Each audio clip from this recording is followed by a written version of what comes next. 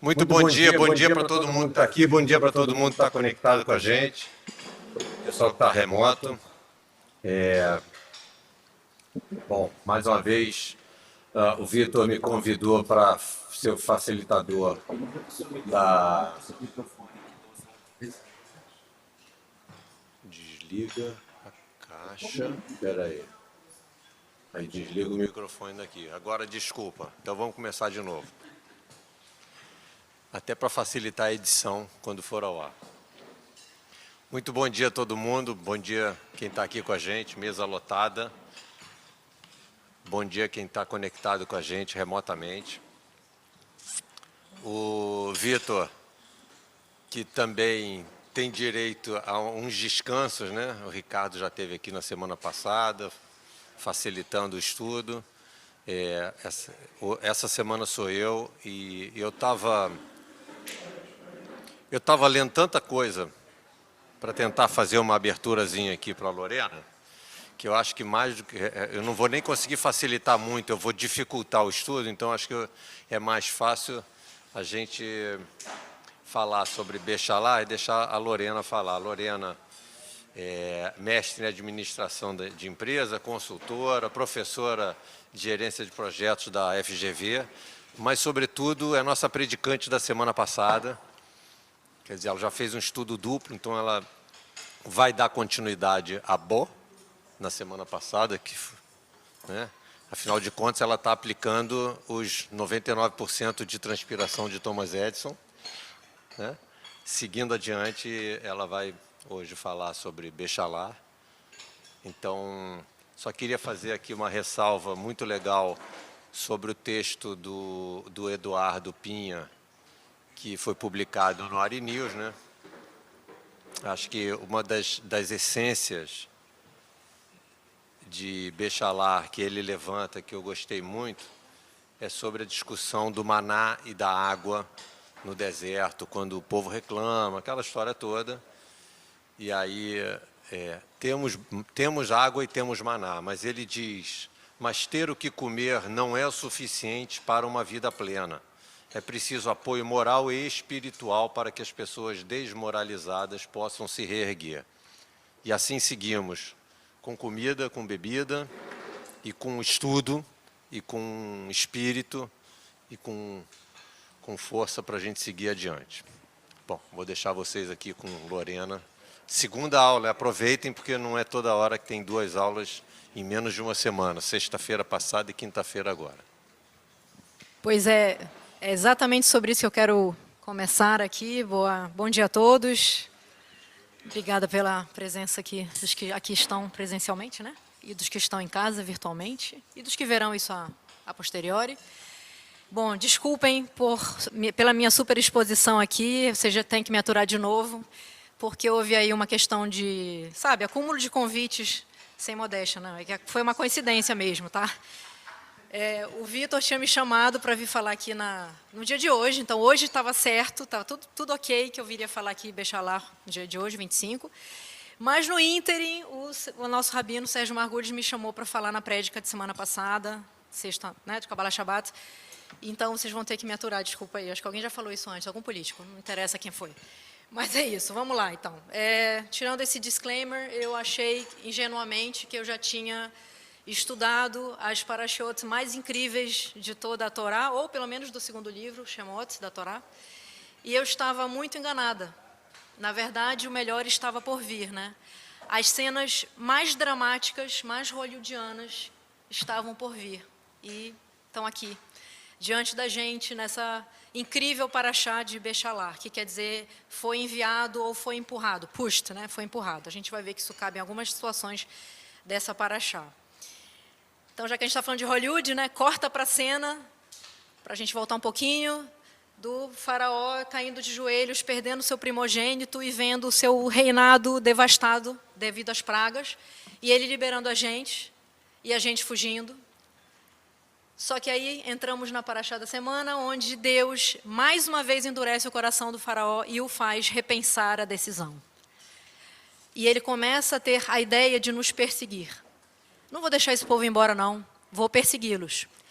congrega seu exército, que era o maior da terra, devo lembrá-los na época, congrega suas carruagens e começam a partir atrás da gente. Cena cortada, parte para a nossa cena. O que a gente estava fazendo? Caminhando já, homens, mulheres, crianças, animais, nossos parcos recursos, indo embora, fugindo a caminho de Eretz. Mas é lógico que as carruagens nos alcançariam. A gente estava caminhando, ali eram carruagens. E ali a gente estava prestes a encontrar um momento de, que a gente chama em administração, e também acho que no mundo da psicologia se usa muito esse termo. Você já viu isso, com certeza, no seu mundo, que eu sei que você trabalhou muito com isso. Fight and flight, lembra disso? Fight or flight. Ou você briga ou você foge. Né? Ou você enfrenta ou você vira as costas e vai embora. E vocês vão ver que a gente vai encontrar essa situação em alguns momentos nessa mesma paraxá. E acontece isso quando o nosso povo chega às margens do mar, revolto, não dá para passar, não tem balsa, não tem navio, não tem transatlântico, não tem caiaque, a gente está com bichos, a gente está com idosos, e as nossas costas, tem carruagens do faraó se aproximando. O exército vindo atrás da gente, para nos matar, para nos levar de volta, não sabíamos o que era. Mas para a escravidão a gente não quer voltar. Só que a gente não sabia o que fazer naquela hora. Clamaram a Moshe, que clamou a Deus, aí vai o cadeia de delegação das empresas, né? Aqui também foi o mesmo, né? E o organograma, né? Hierarquia da empresa. E Deus fez avisar, marchem, andem, sigam, daí o nome da paraxá, Bechalar, vai. E alguém foi lá e fez, Narshon, não é assim que fala o nome dele? Narshon, cunhado de Aron. Dizem que a água ficou até os pescoços, até o nível do pescoço dele. Aí o povo começou a se convencer que valia a pena ir mesmo, já que tinham o exército ali chegando às nossas costas. Fight or flight. Só que tem um grande detalhe aqui. O que nos esperava do outro lado era a nossa terra. A gente estava voltando, lembra? A gente estava no Egito só de passagem. A gente estava voltando de onde a gente talvez nunca tivesse que sair. E aí Deus fez um milagre acontecer. Talvez o maior milagre de toda a história da humanidade registrado na literatura, na Torá, que foi a abertura dos mares. Algo contra qualquer lei natural, algo contra a física. O mar se abriu, de cada lado, água, colunas de água, e nós pudemos passar numa terra seca. Enquanto isso, Miriam setava o tom musical com a canção do mar que nós ouvimos há pouco com a voz belíssima do nosso André Nudemann. Muito bem, obrigada pelo toque, gostei. Já que a gente está no Hollywood, gostei desse toque musical. E aí, a gente tem que lembrar um pouquinho que esse foi o primeiro milagre, mas não foi o único dessa paraxá. Porque nós tivemos um segundo milagre, do qual às vezes esquecemos. Logo depois que nós conseguimos cruzar, o exército com o faraó vieram atrás da gente. E o mar se fechou. Então a gente tem um segundo milagre, que foi o fechamento dos mares. E consequente afogamento de todo o exército. Lembrando que as carruagens do faraó, do exército do faraó, começaram a patinar na argila. E a argila, meus caros, já tinha aparecido na nossa história. A gente era escravo no Egito, a gente trabalhava com obras, a gente trabalhava com barro. Olha a argila nos salvando aqui. Não é um símbolo por acaso. Muita gente conversa sobre isso nos estudos, né? Como sempre eu dou uma olhada aí pelo mundo nos estudos das Parashot. E nessa não foi diferente. Algumas visões interessantes que eu peguei, como a questão do ajuste de contas em termos de água. Já notaram que a água está sempre na nossa história? As forças das águas? 80 anos antes, vamos lembrar, nós fomos impostos à punição de perdermos nossos primogênitos sendo jogados nas águas do Nilo, por decisão do faraó. E essa mesma água hoje, do Yam Suf, mata os egípcios. Ou seja, um dia a água estava matando os judeus ali, Bene Israel. E hoje, nessa passagem de Yam Suf, nessa nossa salvação, nessa nossa redenção, a gente está, de certa forma, redimindo os bebês do Nilo. Foi um ajuste de contas? Foi um castigo? Bom, se um dia a água foi morte, nesse caso, para a gente, foi redenção. Outro ponto, que é falado até no Zohar, é que vejam quão cego estava o faraó, meus caros. Ele viu 10 pragas acontecendo na sua terra, perdeu um filho para isso. depois nos perseguiu, nos viu entrando no mar aberto, com 2 colunas de água. E mesmo assim, ousou entrar atrás da gente, perseguindo-nos. Quer dizer, é muita perversidade mesmo. Ou era cegueira, ou era ego, ou todos acima. Tinha uma grande motivação aqui de acabar com o nosso povo. E eu devo lembrar vocês, voltando a Miriam, que a gente não pode deixar a participação dela aqui como não protagonista. A Miriam era irmã de Moshe e Arão, e a Miriam foi uma profetisa. Antes do Moshe nascer, ela já havia dito, eu vou ter um irmão que vai nos redimir da escravidão do Egito. E junto com a gente, naquela passagem no Yam Suf, isso também perde-se um pouco no texto, estavam sendo carregados os restos mortais de José. Muita gente esquece disso, ou não acha importante. Outros dizem que isso foi até um amuleto para a gente, se você acredita nisso. José foi vice-rei no Egito, muitos séculos antes desse ocorrido, claro.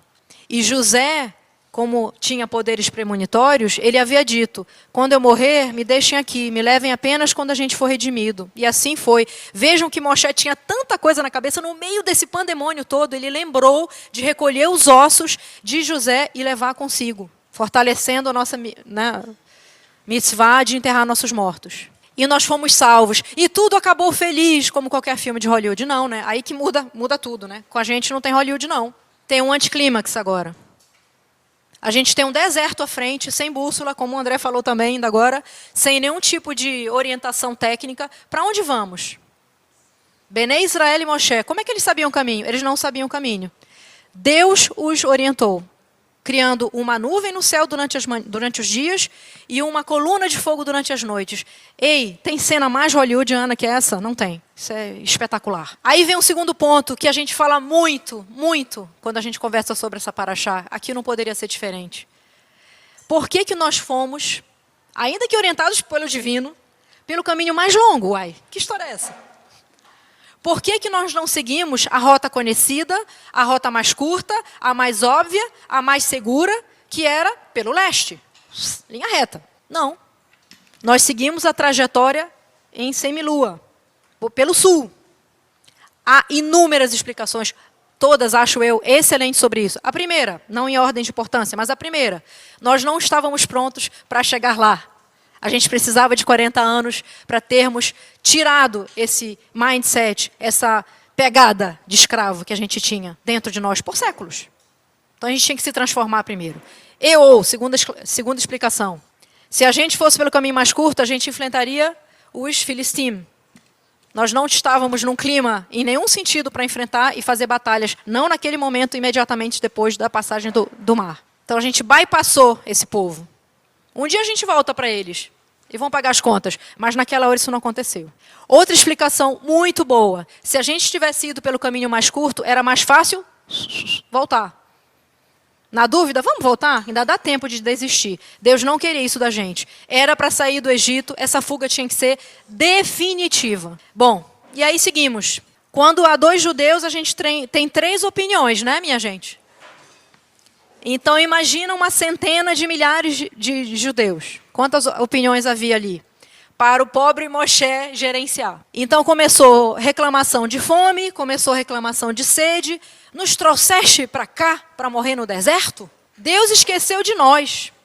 E aí, Moshe, assim como o povo teve uma crise de fé, Moshe também começou a ter uma crise de liderança, né? E aí ele pediu ajuda divina, evidentemente. E aí Deus fez, adivinha? Cair maná para a gente, em porções diárias, que nos saciavam materialmente e espiritualmente. E na sexta-feira caía em dobro, para não haver criação no Shabat.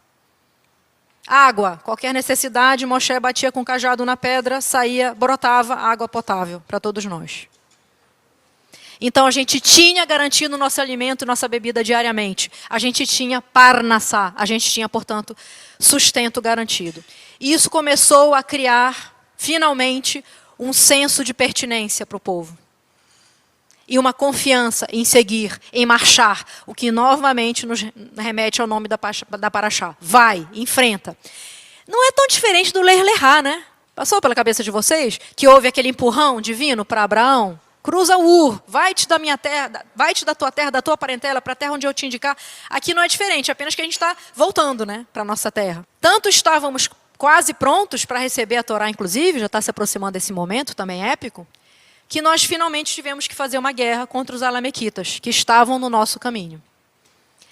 Nessa guerra, que nós vencemos, final feliz, fez toda a diferença o poder motivacional, a influência incrível que tinha o Moshe sobre todos, né? E os guerreiros realmente olhavam o Moshe e quando ele estava com o cajado erguido, quando os braços dele estavam erguidos, o povo e os guerreiros especificamente ganhavam as lutas. Quando o Moshe cansava e baixava os braços e o seu cajado, eles perdiam parcialmente as batalhas. Mas no final, saldo final, nós vencemos os Alamequitas, sem perdas maiores. A Torá nos ensina, eu acho que especificamente nessa paraxá, que a gente tem que ter fé, a gente tem que ter e demonstrar emuná o tempo todo. É muito fácil perder a fé quando a situação fica adversa. É muito fácil também esquecer Deus quando a gente está na prosperidade. A gente acha que é mérito nosso. E não é exatamente assim que funciona. Por isso que acho que um outro grande legado dessa paraxá é a gratidão. Será que a gente não teria que cantar todos os dias a canção do mar? Pois é. A gente lembra disso? Porque a gente tem que lembrar desse evento grandioso da abertura do mar. Eu e vocês estávamos lá. Cada alma judia estava na abertura do Yam Suf. O embrião, o feto na mãe que cruzou ali, estava lá. E o maná? Qual é o nosso maná diário? Do que a gente está se alimentando? Fisicamente e espiritualmente. A gente também tem que pensar nisso. Achei que foi um legado bacana dessa paraxá. Do que eu estou me alimentando? Eu estou aqui na véspera do meu aniversário, a gente começa a fazer saldos, né? Dizem que é o inferno astral também, acho que é mesmo. Mas a gente começa a ficar pensando, e aí, o que eu quero nessa nova virada de ano, de vida, né? E eu fiquei pensando muito, quando eu li sobre o maná, nessa paraxá. Do que eu quero me alimentar nesse próximo ano de vida, que eu espero cumprir, né? Espiritualmente, materialmente. Qual é o nosso maná de hoje? O que tem pra gente na mesa? Não além do nosso ovo querido aqui.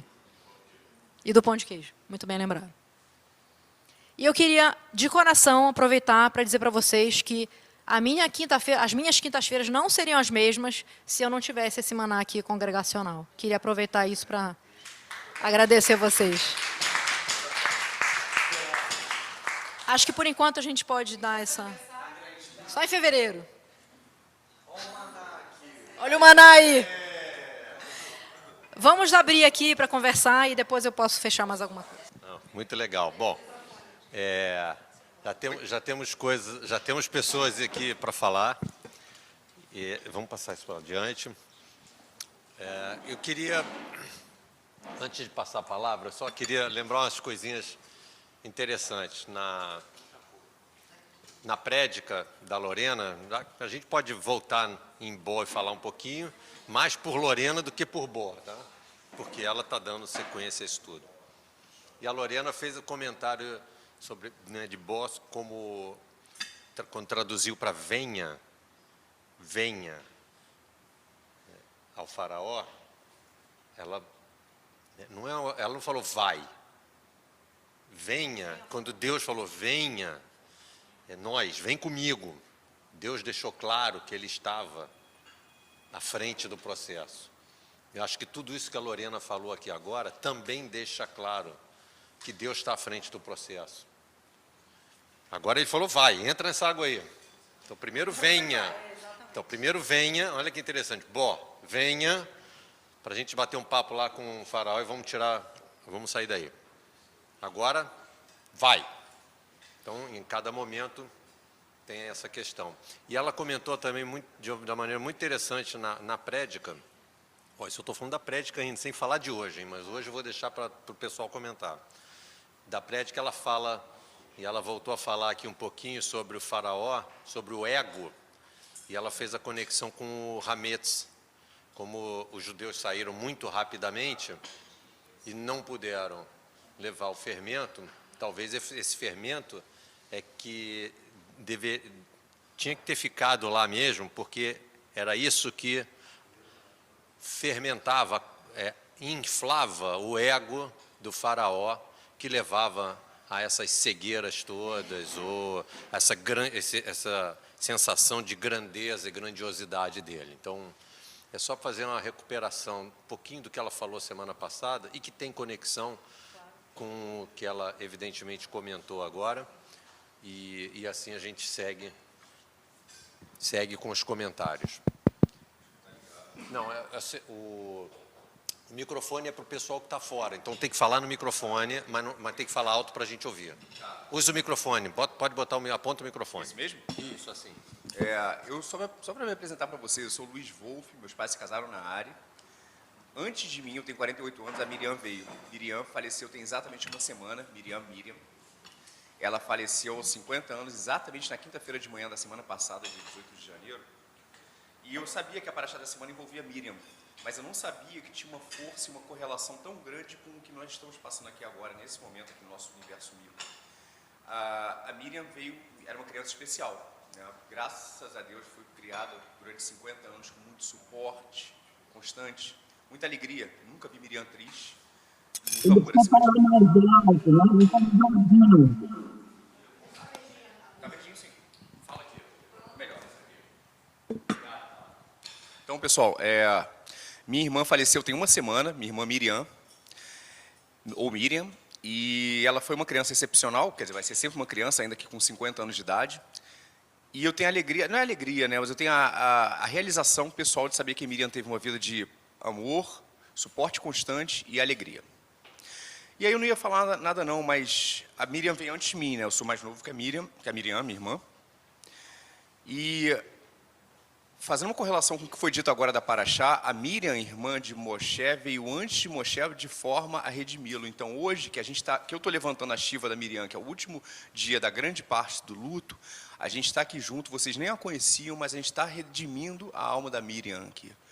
Então, isso é uma forte correlação com a paraxá dessa semana, indo até um pouco além, longe de me comparar a Moshe, mas no meu universo pessoal, eu só nasci porque a Miriam veio antes.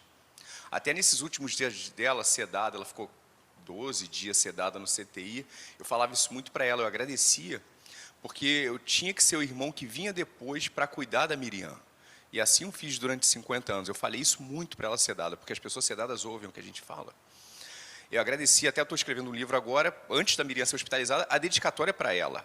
Para Miriam, minha irmã amada e especial, que me fez ver, desde pequeno, a riqueza da diversidade.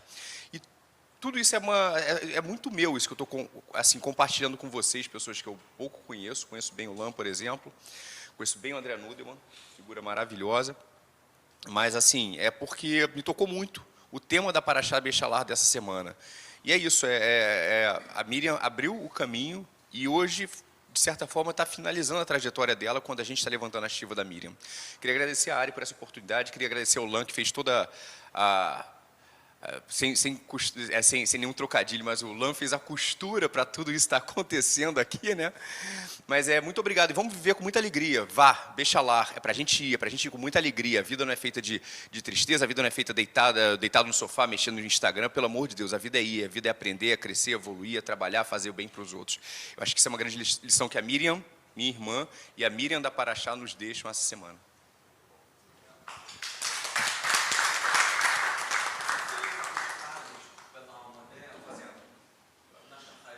Eu queria acrescentar isso às palavras do André, na hora do Cádiz. Foi muito bonito que ele falou, que pegou as colunas, a coluna de fogo, pegou as nuvens, né, coluna de nuvens e coluna de fogo, e fez uma correlação com as colunas que sustentam a nossa vida. A coluna que também, com o mesmo nome em hebraico, que me escapa agora o nome, mas que era a coluna que sustentava o tabernáculo e colunas que sustentam a nossa vida. Então, também queria agradecer por compartilhar esse sentimento seu, junto com a questão que realmente as pessoas, elas vão, mas ficam colunas eternas sustentando a nossa história e fazendo parte da nossa história, enfim. Alguém mais quer falar alguma coisa? Porque senão eu vou seguir adiante aqui. Vê se esse microfone está funcionando bem, Janete, por gentileza. Fala, tá ligado? Não tem mais ninguém na lista? Por enquanto, não. Vocês estão ouvindo bem a Janete? Eu gostei muito. Foi muito interessante, foi muito lindo o que a Lorena falou. Eu ainda não assisti a sua prédica, mas eu vou assistir. Hoje em dia a gente tem essa vantagem, né? Muito bonito o que Luiz falou sobre a irmã. Agora, eu queria assim, pegar uma coisa. Eu estou preocupada há muito tempo, porque o André, acho que tem 2 meses já, falou, um dia se perguntou quando é que a gente vai começar a escutar coisas positivas que a gente só estava falando sobre as escorregadias dos nossos antepassados de Gênesis. E eu acho que... por que eu estou falando hoje? Porque essa paraxá, ela me parece, além de toda essa história que a gente escuta, ela é um ponto importante porque a gente começa ali exatamente receber leis, orientações. Por enquanto, era tudo meio que solto. Nós estamos vendo como é que as pessoas reagiam, o que elas faziam de ruim, o que a gente acha ruim, o que a gente acha bom. A partir desse momento, nós somos orientados. A primeira orientação é exatamente estabelecer o Shabat com a colheita da maná, e na sexta-feira a gente recebe em dobro. E aí, daqui para diante, quer dizer, o que nós recebemos da personalidade dos nossos antepassados e discutimos aqui como é que a gente reagiria, o que ele reagiu, esquisito, não sei o quê, a partir de agora, baseado nesse nosso passado e levando para o futuro, nós vamos exatamente receber a nossa orientação que forma o povo judeu. Tem autores que dizem que até aqui, no passado, foi lenda, e a partir daqui, e autores conservadores, Herman Wouk, por exemplo, um antigo Herman Wouk, do início do século, do meio do século passado. Ele diz, a partir de agora, a gente vai receber como se diz em Yiddish, o Tachlis, a realidade. Você faz isso, não faz isso, e é isso que formula o povo judeu. E aí, a gente também, num parênteses, a gente encontra logo ali os nossos amigos que a gente agora vive escutando falar, os filisteus, os filistinos, e os que são de origem, os palestinos são os filistinos, e aí a gente vê também primeiro que os filisteus, aparentemente, também não se sabe a origem deles direito, vieram da região da Grécia e se estabeleceram lá, não antes dos judeus lá em Canaã, não antes, mas na mesma época. Estão colocados mais ou menos 1.200. No sul, quem já esteve em Ashkelon já viu ruínas dos filisteus. Mais tarde, não dessa época, mas enquanto eles viveram lá. Nós temos uma grande diferença. Os filisteus sumiram. Só o nome ficou, que os romanos quiseram colocar esse nome exatamente porque não tinha mais povo com esse nome, então vamos colocar esse nome para toda a área para obliterar o nome Judéia, dos judeus, para obliterar, e isso durou séculos e séculos, principalmente bem explorado pela Igreja Católica. Tanto que, quando eu era garota, por incrível que pareça, quando eu era garota, as pessoas não sabiam que Jesus era judeu. Os católicos não sabiam que Jesus era judeu. Isso é uma novidade de uns 30 anos para cá. Então, agora, a grande diferença que a gente pode colocar, só para colocar em perspectiva os judeus, não para desfazer dos filisteus, que eles não deixaram um ensinamento. E nós, a partir de agora, antes a gente estava, no início da Torá, reflexões sobre, e a partir de agora, a Torá toda é de ensinamentos que a gente carrega até hoje, sempre revendo e colocando em perspectiva, mas essa que é a nossa resiliência. É por isso que nós ainda estamos aqui.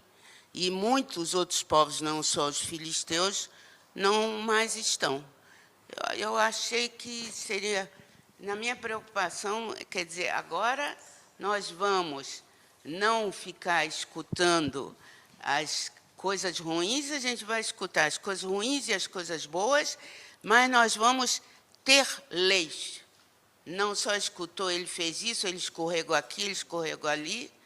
A partir de agora, a partir das nossas escorregadias e outras coisas mais, muitas e muitas coisas, nós vamos estabelecer o que nós somos hoje. Desculpe a coisa meio longa, mas Imagina. É porque eu estou com isso na cabeça há muito tempo. Bom, a gente tem... Eu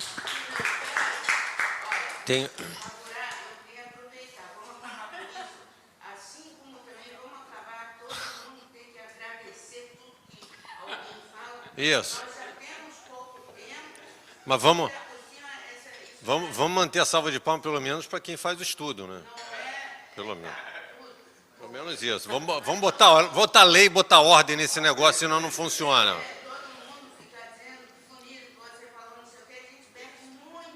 A gente tem aqui na ordem, tem o Raul que vai falar, depois o Gilberto, depois o Uran vai falar. Se alguém mais quiser participar, por gentileza, vá avisando aqui que essa parte eu consigo ser o facilitador, mas, em geral, posso ser o dificultador. Vamos lá, Raul, é você. Olá, gente. Bom dia. Dá para escutar direito? Tá um eco aí? Não. Bom, eu estou em Israel, para quem não sabe. Queria falar, para quem sabe também, eu estou em Israel, tá? Queria falar para a Lorena que eu escutei a prédica dela hoje de manhã, muito, muito boa, e que realmente, entre Bo e Ler, né? Entre Bo e Ler Lefá, tem uma semelhança, mas realmente Ler é vai e Bo é vem, né? E é interessante que você falou essa história, essa diferença de Bo para Ler e tal. A outra coisa é a questão da água. Também acho que foi muito feliz, que você falou agora, lembrando que a água também aparece no dilúvio, né? O mundo acaba com a água, então a água também cria a vida e cria a morte. E eu acho que é uma lição muito interessante, porque tudo que é em excesso pode criar a morte. Coisas boas em excesso podem criar a morte, né? A questão de sempre é o equilíbrio, não é somente o está certo, está errado, não sei o quê. Então, também pode ser uma mensagem. Você falou isso e eu pensei exatamente nisso. Mas a terceira coisa que tem a ver muito com o que a Janete falou agora é essa questão da memória, né? E das leis, e etc. Eu estava aqui lendo hoje de manhã também um livro muito legal, porque eu tenho que escrever uma paraxá também, me espatendo, escrevi agora, e peguei daqui, ó. Olha que interessante que esse cara aqui fala que é um rabino Shai Held, que é um rabino maravilhoso. Vou ler aqui e vou traduzir direto. Um dos projetos centrais da Torá é tornar memória, empatia e responsabilidade moral. Apelar para a nossa experiência de em defesa do Egito, ao apelar para a nossa experiência em defesa do Egito, a Torá procura nos transformar num povo que olha para os vulneráveis e tenta chegar neles em vez de passar por eles como se fossem transparentes. Quer dizer, toda essa questão que a Janete falou até agora, a gente tem memória, memória, memória, e agora vai começar a lei, que eu acho que é perfeita a observação, é interessante porque essa memória é usada para construir essa lei. Entende? Por que essa memória toda? Para construir essa lei que vem agora. Né? Então, a gente tem que ter uma base afetiva para poder construir essa lei, que é uma lei, muitas vezes, antinatural. Essa lei de ajudar os mais fracos e tal. Por quê? O meu interesse não é esse, pessoal. Né? O meu interesse pessoal é passar muito bem. Esse meu interesse pessoal, acho que todo mundo pensa egoisticamente. Então, para eu deixar de ser egoísta, a Torá apela para essa construção da memória coletiva passada. Né? E é interessante como o judaísmo bate nisso tão forte. A gente faz todo ano o Seder de Pessach, repetindo, repetindo, repetindo essa questão. A gente não viveu essa escravidão, mas a gente repete, repete, repete, exatamente para criar essa memória, porque dessa memória a gente consegue construir uma lei social mais justa, mais solidária, etc. Então, isso que a Janete falou, eu queria só complementar com isso. Agora vem, estamos deixando de lado a parte da memória, realmente está acontecendo isso na Torá nesse momento, e agora a gente vai começar a construir a parte de como a gente usa essa memória. Tá certo? E essa memória, para ser real, só para terminar aqui, ela não poderia ser uma memória de gente perfeita. Porque todos nós sabemos que gente perfeita não existe. Simplesmente não existe. O cara é um santo. Não é. Não é. Ninguém é. Então, a memória nossa tem que ser uma memória de gente real, com suas imperfeições, para eu poder, através dela, criar leis que sejam concretas e que sejam válidas. Não sei se me fiz explicar, mas é isso. Gostei muito. Fico muito feliz de poder participar, mesmo de longe. Não cabe mais explicação, tá, Raul? Sempre cabe mais explicação. Sempre cabe mais explicação, por isso a gente vai ter ano que vem de novo, etc, etc. Isso.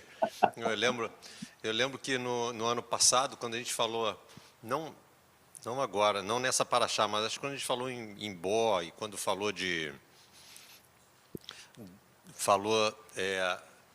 marcar as portas, de mezuzá, e a gente ficou discutindo sobre beijar símbolos, e aquela foi uma discussão enorme.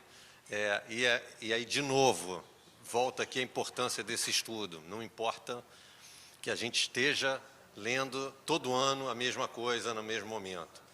Tudo mudou do ano passado para cá, e mudou dessa vez, mudou demais. Demais. Então, vamos seguir aqui. Gilberto, por favor. Em primeiro lugar, eu não vou seguir o que a Janete falou agora, mas eu queria realmente, porque o que a Lorena transmitiu para a gente, não só no aspecto religioso, no aspecto histórico e tudo, mas a mensagem dela tão positiva dos nossos encontros aqui às quintas-feiras, como ele enriquece, como ele nos dá subsídios suficientes para sair daqui, estou bem pra caramba.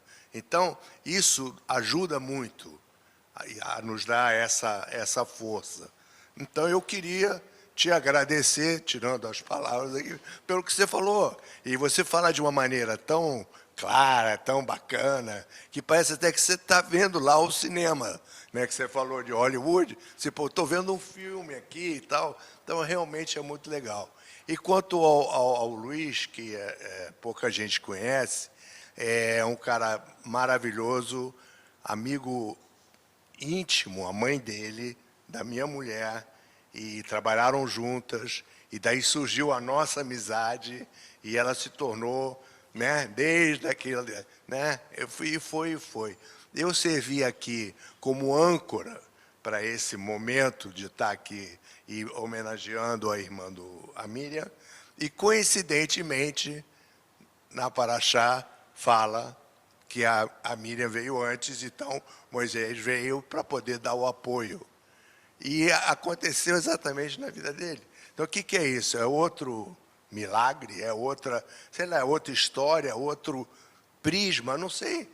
A visão atual é essa, né? Então, obrigado novamente, Luiz, um abraço forte. Legal. Eu queria ainda acrescentar, eu achei... Deixa eu só ajustar aqui. Eu queria acrescentar essas palavras do Gilberto sobre o nosso estudo aqui de quinta-feira, e que a Janete comentou e que a Lorena tão bem colocou no final, né, da importância.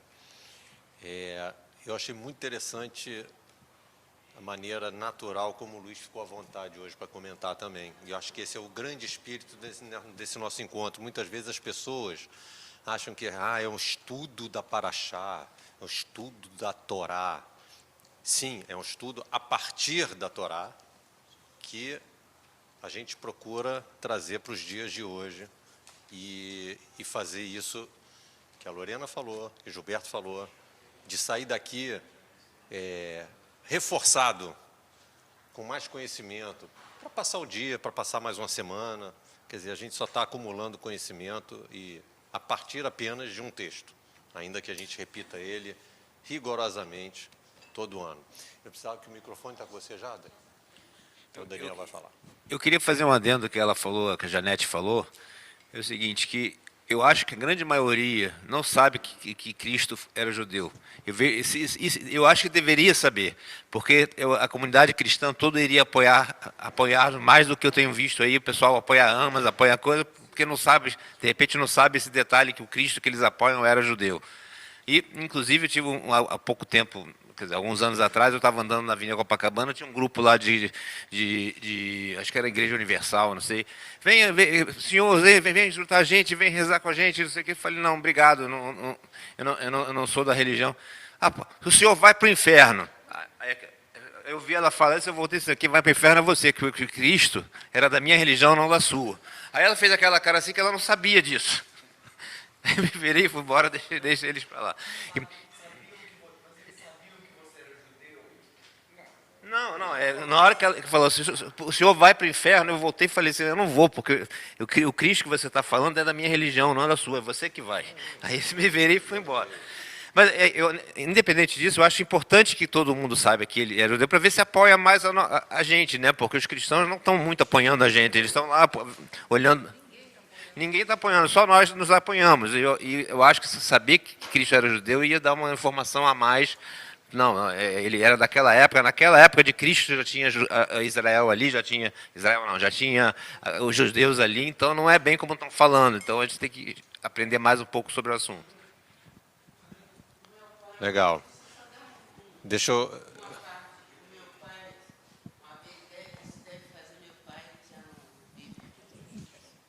Meu pai já não vive mais, já perdi a conta do tempo, mas quase 20 anos, mas ele talvez há 50 anos.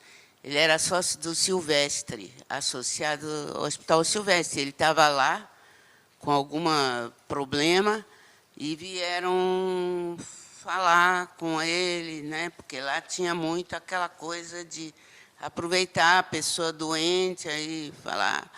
Aí alguém, né, a pessoa começou a falar de Jesus, e meu pai disse, olha, o senhor não precisa falar comigo sobre Jesus, porque ele era da minha religião. Agora, isso há 50 anos atrás, era muita chutzpah você falar isso, se você sabe o que é chutzpah, é audácia você falar isso. Hoje já é muito mais sabido. Vamos tentar objetivar então, porque o tempo andou e felizmente várias pessoas querem participar aqui. A gente tem aqui o Ricardo, Germano, Fernando, Edson, José. Então vamos aqui no Ricardo, por favor.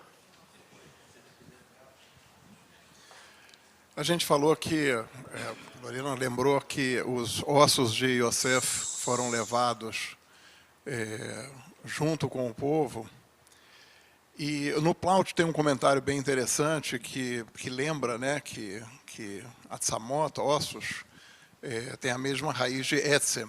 Etzem é essência, aquilo que tem valor por si só.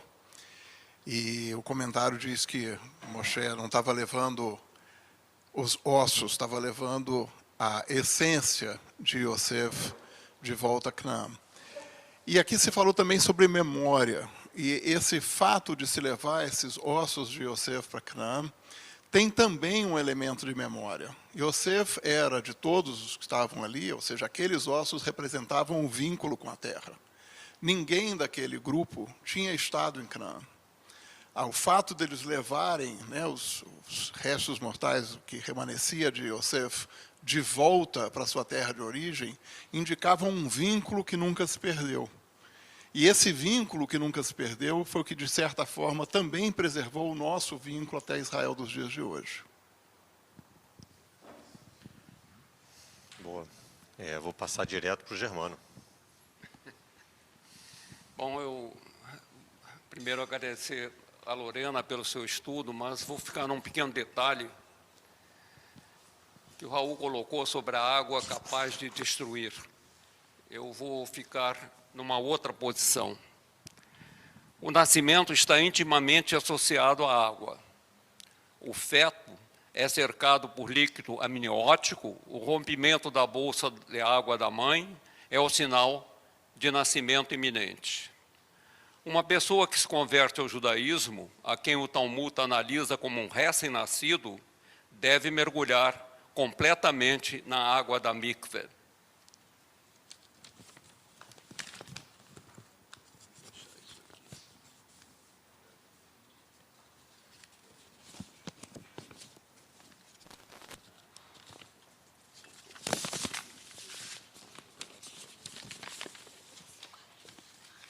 Se o nascimento do povo judeu ocorreu no momento da aliança de Abraão com Deus, então o nosso renascimento ocorreu na abertura do Mar Vermelho.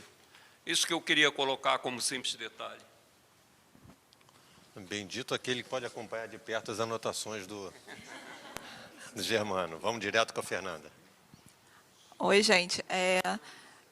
Falando aqui com a Janete, eu lembrei do nosso compromisso de falar sobre a Haftará também.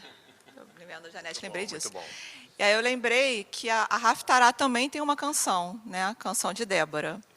E pensando, fazendo um paralelo entre as duas canções, me parece que a canção de Débora é uma canção que foca mais nos feitos das pessoas.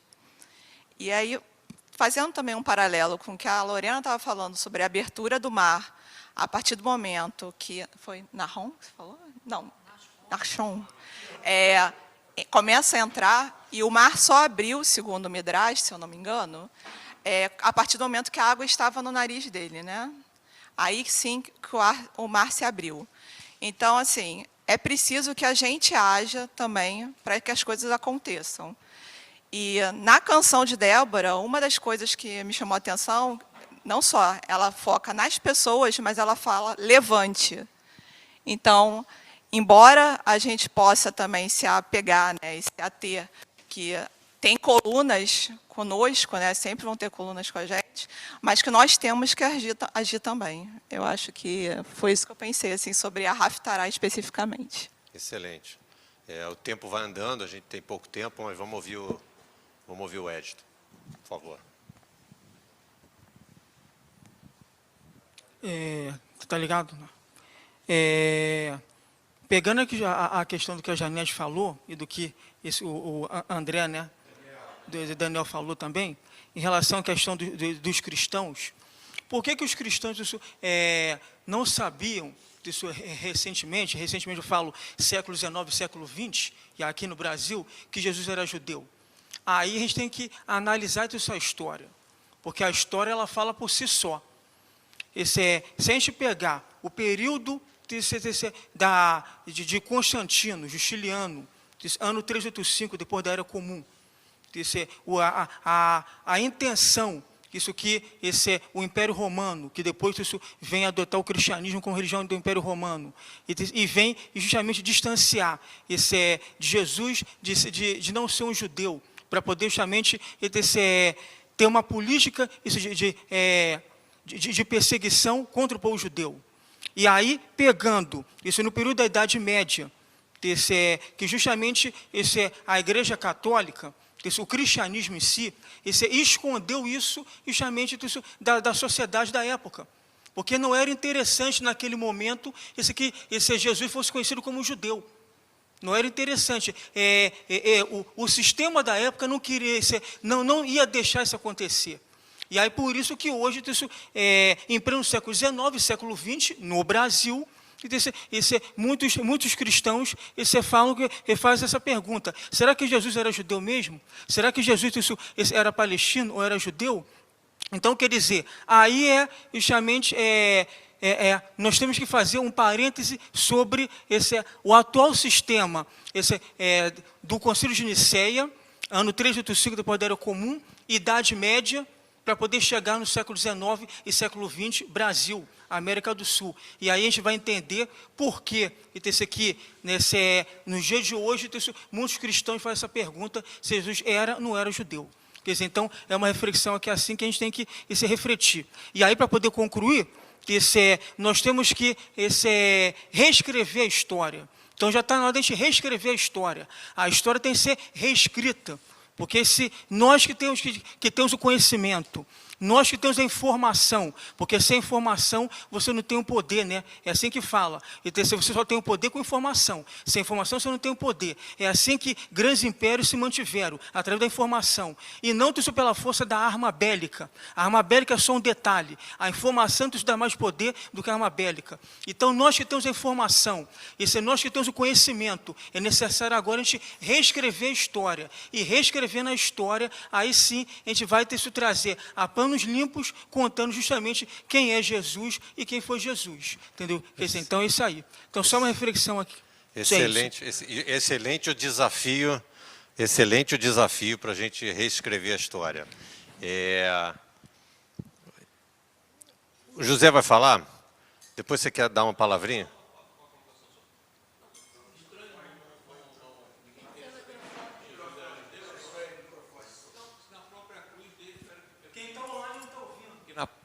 Bom dia a todos. Essa é a relação de falar que não falar que Jesus era judeu, mas isso é estranho, porque na própria cruz dele, pelo que dizem, tinha uma tabuleta lá, Jesus Nazareno, rei dos judeus. Ali já dizia. Vamos, antes do José encerrar, eu fico feliz de ouvir o José, porque não está aqui toda semana com a gente, o convite está feito e refeito para voltar, o convite está feito e refeito para voltar. Esse aqui é realmente o grande espírito disso aqui. Então, eu costumo dizer que vocês podem vir aqui tomar um café e aproveitar para estudar, ou vocês podem vir aqui estudar e aproveitar para tomar o café. Pode escolher qualquer uma das duas opções, são sempre bem-vindos. Vai lá, José. Bom dia. Primeiro, parabenizar, né, a Ari, que faz um trabalho tão bonito, né, esse café é super enriquecedor. Meu nome é José Nigri, eu já fiz umas festas, uns eventos para juntar os jovens. Eu agora trabalho com a Bianca Rabinovich num grupo de ajuda, né, se chama Mitzvah On.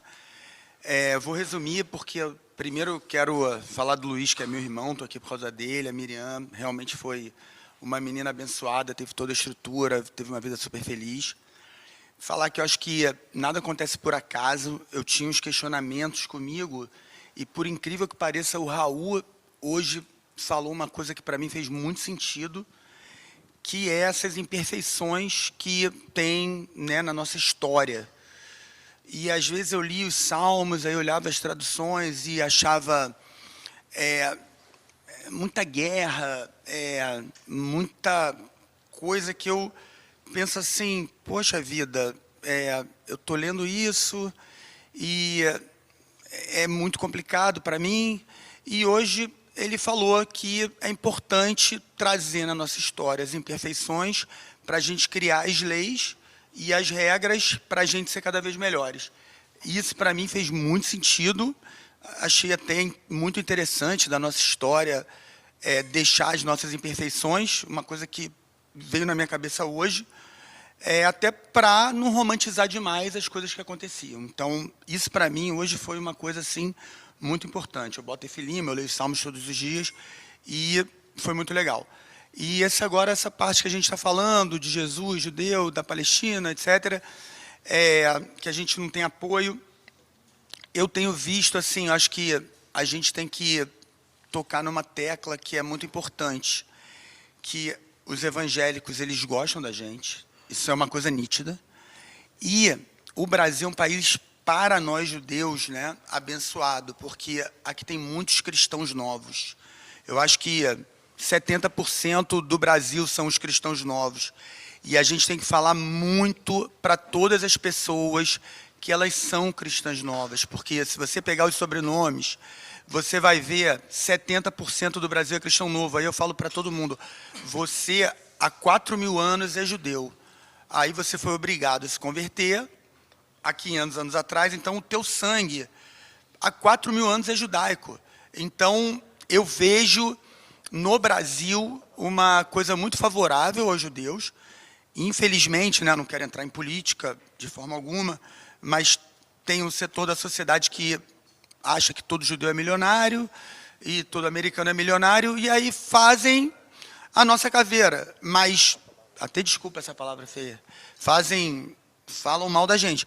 Mas eu vejo o Brasil um campo muito fértil para ser explorado, para trazer benefícios para Israel. Obrigado aí. Pô, muito legal, Zé. O Zé é ativista da comunidade, fala com gente de várias gerações ao mesmo tempo. Promove vários eventos, para quem não conhece. É muito legal ter ele aqui com a gente, com vocês todos aqui mais uma vez. Eu vou terminar aqui agradecendo a Lorena. Ela já deu 2 aulas em menos de uma semana, então ela está aqui tranquila. Mas eu queria fazer esse encerramento aqui, pegando 2 ganchos. O primeiro da Janete, quando ela falou dos filisteus, e muita gente conecta filisteus com palestinos, e aí cada um fica à vontade para fazer a conexão que achar mais interessante. E a segunda coisa, aqui depois da Paraxá, nos estudos, nas leituras, fala que Amaleque pode representar figurativamente os inimigos de Israel em todas as épocas.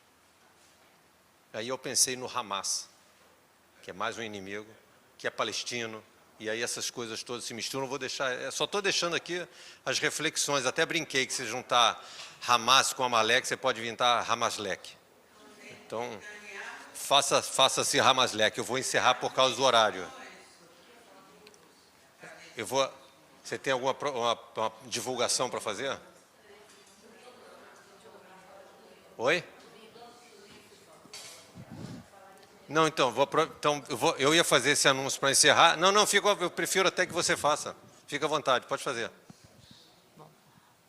Bom dia a todos, para a gente ir rápido. Eu acho que tudo isso que a gente comentou agora aqui no final, e que a gente sempre vem falando, né, das questões que estão na Torá e as questões que colocaram agora do antissemitismo, a questão mesmo que você colocou aqui dos cristãos novos, tudo isso, eu acho, e com que a Fernanda colocou, que a gente tem que também agir, eu gostaria de, em nome de todos nós, né, da área, convidar para que vocês venham no domingo, dia 28, às 17 horas.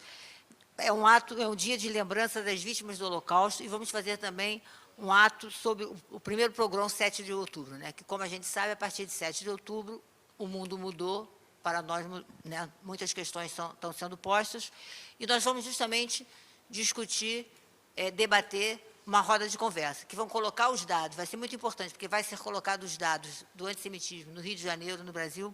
Vamos ter um deputado colocando a questão da intolerância religiosa, e aí entram todas essas questões. Com Átila Nunes.